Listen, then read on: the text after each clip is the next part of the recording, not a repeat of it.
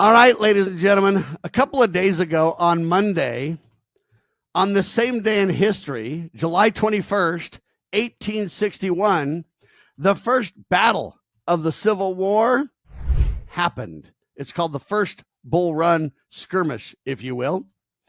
Happy to have you along, my fellow Americans. I'm Sam Bushman with another Liberty RoundTable live short video brought to you by Balance of Nature. When you want incredible vegetables and fruits and fiber, think Balance of Nature. Get yours today, balanceofnature.com.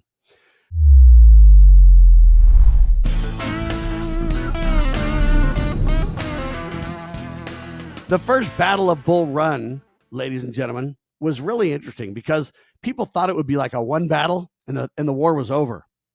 And so people literally brought picnic baskets and they hung out on the hill above the war, thinking they could just kind of watch it, have a picnic, and go home.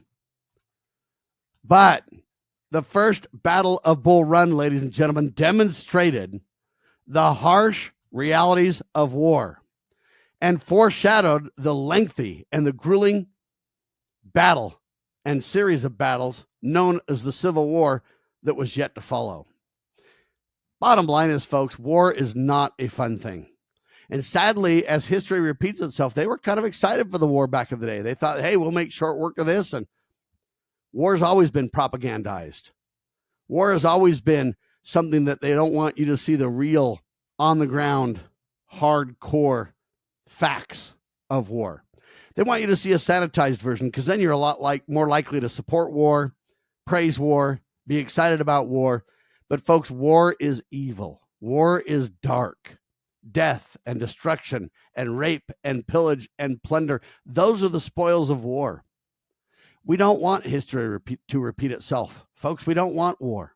We want peace. We follow the Prince of Peace, even Jesus Christ. They thought he came as the leader, as the commander in a war.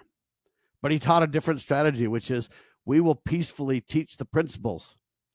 And one day those who oppose us will need to be banished. But until then, we're not going to play this military thing.